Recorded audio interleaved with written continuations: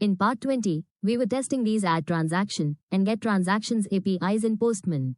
Let's continue with that. Oh, we got an error. I guess we have missed registering these APIs in Server.js. Let's register them first.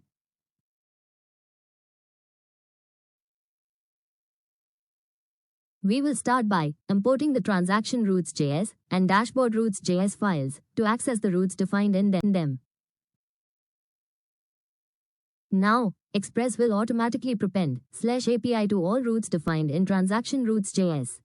And it will do the same for dashboard routes.js as well. Let's test these APIs again.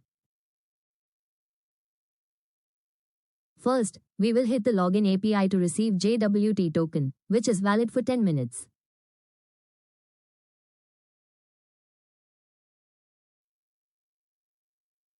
Next, we will add this received token in the authorization and token parameter of the land to dashboard API.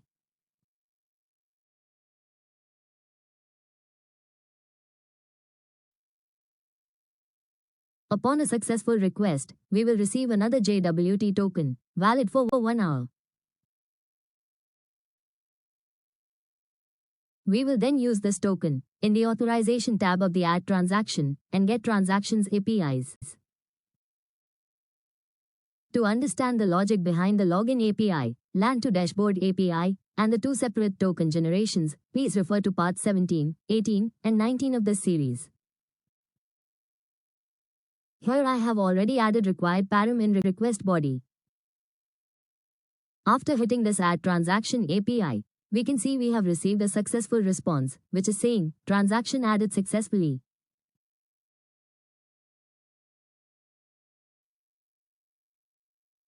Let's test the get transactions API. Here too, we need to add the JWT token received from the land to dashboard API in the authorization header. No additional parameters are required.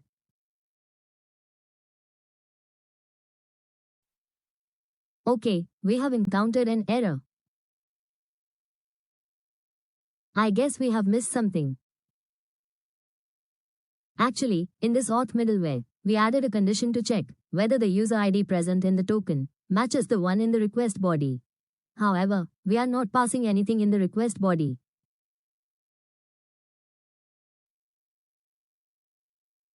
Let's add the user ID to the request body of the get transactions API.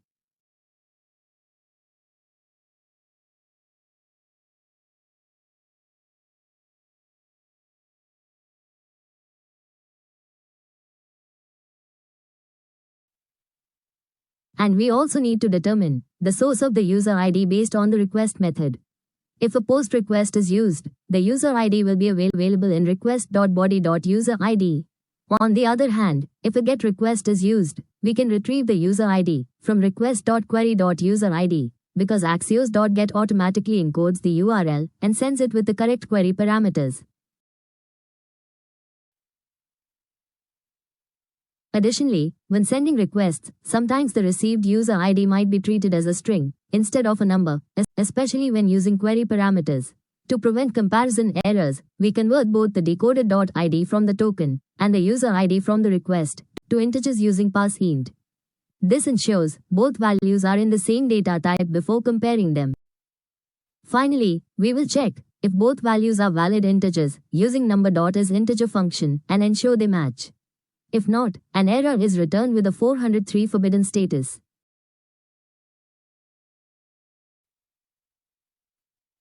Friends, while sending a request from Postman, don't forget to add this user ID in the query. After sending the request, we receive a response containing all records from the transactions table. I have already added more transaction data using the Add Transactions API to make our transaction list look like a proper list. Let's import these APIs in our React project. We will start by adding endpoint of API to this config.js file. Friends, right now we are only adding Get Transactions API to the admin panel because we haven't created a page to make transactions yet. In future videos, we will add that as well.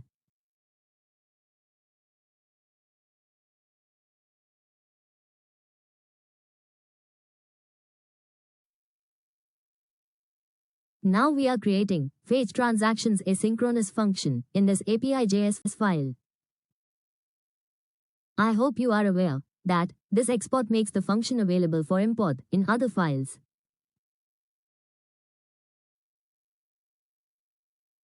Next, inside this try block, we will retrieve the JWT token from local storage, which was stored when we accessed the dashboard API. If no token is found, we will call the handle session expired function.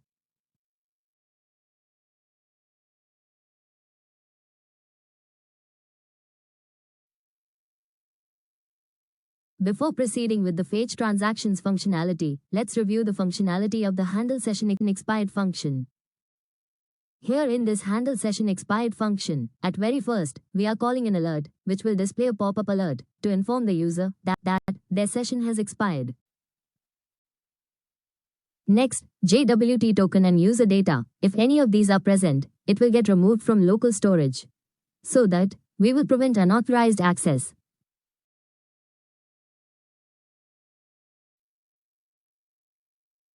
Next, using this window location href, we will change the browser's current URL to /login page, and user will be forced to redirect to the login page. Then, using window history push state, we will push a new history state with the current URL into the browser's history stack. This way, user gets prevented from navigating back to the previous page using the back button.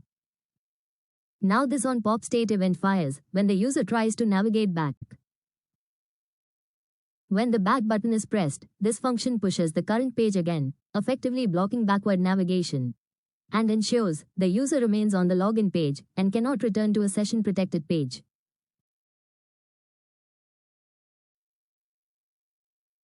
Here our handle session expired function is completed. Let's go back to our fetch transactions functionality. Now, after checking for the token's existence, we will decode the token and check its expiry.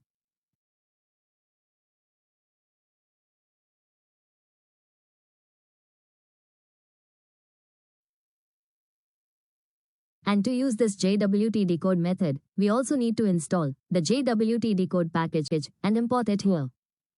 So let's first install this package. Add npm install JWT decode command in terminal.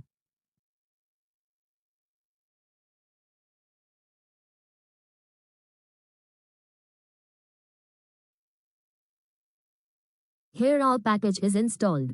Let's import it.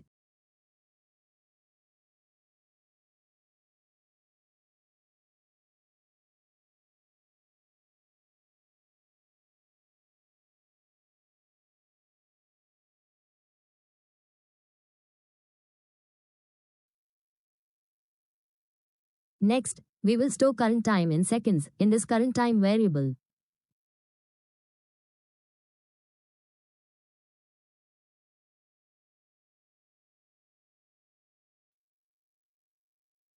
Then, we will check if decoded token expiration time is less than the current time. If it's true, means the token is expired. Next, we will log an error, session expired, in the console, then call handle session expired function. And we will return an empty array, since fetching transactions is no longer possible.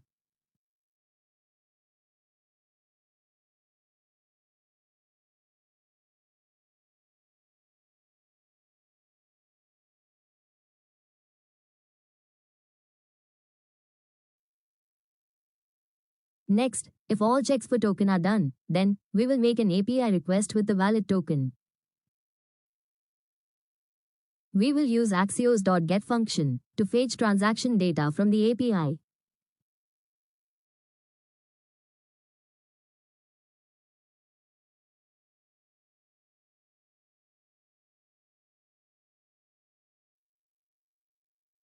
If the token is valid, the request succeeds and transaction data is returned.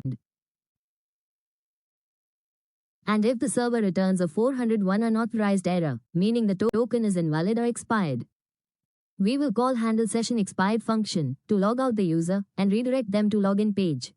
And an empty array will be returned. This way we will prevent app from crashing. Let's use this received transaction data in our dashboard page. Now we will import Fetch Transactions API from API.js file. Let's remove this generate random data function, which is no longer useful. And import useState, useEffect core React functionalities.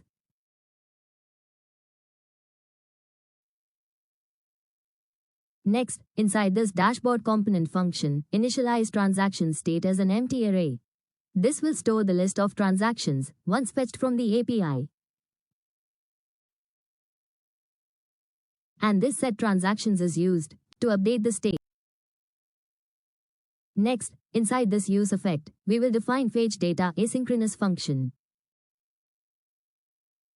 Now we will call fetch transactions function to fetch transaction data from the API. Then we will update the state using set transactions with the fetch transaction data.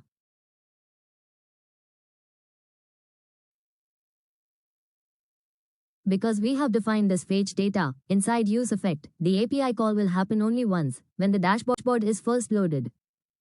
I hope you are aware that useEffect is a React hook and it executes after the component renders and can run once on every render or when specific dependencies change. Now we will call the fetch data function immediately after defining it. And this empty dependency array ensures that useEffect runs only once when the component mounts to prevent unnecessary refetching on re-renders. And change this total amount to total_amount.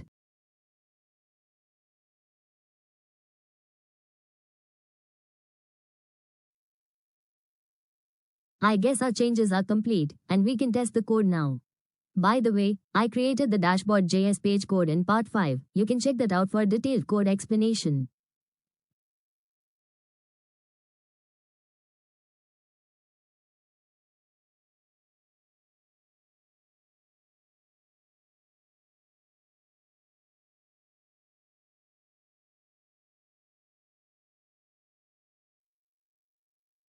Here, we can see this transactions list contains the data we inserted into the transactions table using the Add Transactions API.